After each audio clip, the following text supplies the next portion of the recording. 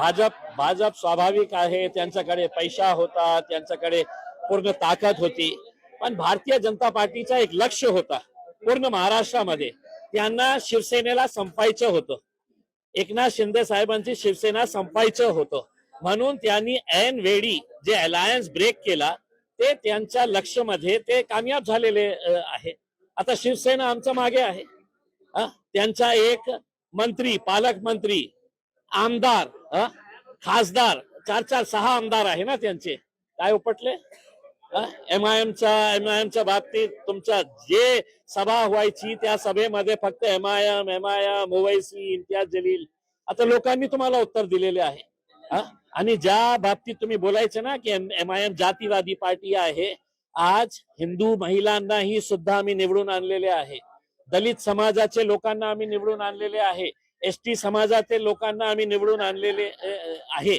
हे सामान्य लोकांचा यश आहे आणि आम्ही या लोकांना ज्यांनी आम्हाला या स्थानावर पोहोचवलेले आहे त्यांना धन्यवाद देतो. शहराच्या विकासासाठी चांगलं काम करतील तर नक्की आम्ही त्यांचं समर्थन करणार आणि समांतर सारखे योजना आणून भारतीय जनता पार्टीचा एजेंडा आपण तुम्ही शहरावर थोपणार असेल तर एमआयएम पूर्ण ताकदीने जे विरोधी पक्षाचा रोल असेल ते विरोधी पक्षाचा रोल आम्ही निभावणार. खूप सारे ठिकाणी आम्ही महाराष्ट्रामध्ये जिथे जिथे आजपर्यंत इतकं मोठा यश एमआयएम ला मिळालं नाही होता जितका आज आम्हाला मिळालेला आहे.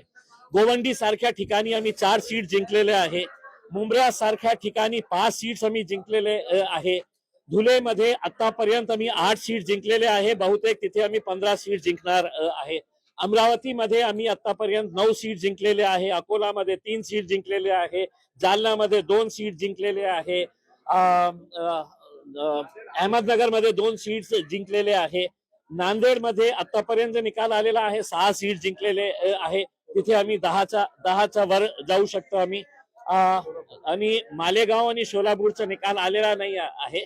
आम्हाला पूर्ण विश्वास आहे की 100 पेक्षा जास्त कॉर्पोरेटर्स मजलिसचे यावेळी महाराष्ट्रामध्ये असणार आहे आणि आमच्यासाठी एक खूप मोठा यश आहे आणि आम्ही सर्व लोकांचा, महाराष्ट्रातल्या लोकांचा आम्ही खूप खूप धन्यवाद करतो.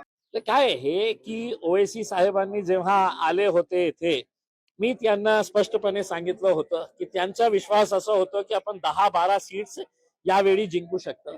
मी ओवैसी साहेबांना मी शर्त लावली होती की साहेब 20 पेक्षा सीट्स आमचे येणार नाही आहे आणि खऱ्या अर्थाने माझाही जे विश्वास होता की मागच्या वेळी आम्ही 25 सीट जिंकलो होतो, यावेळी आम्ही 33 पर्यंत जाणार आहे आणि मलाही विश्वास होता की आम्ही 26 ते 28 पर्यंत आम्ही जिंकू शकेल. पण 33 सीट जिंकणं म्हणजे मलाही आश्चर्य आहे आणि याच्यासाठी मी सगळ्या शहरवासियांचा खूप खूप धन्यवाद देतो.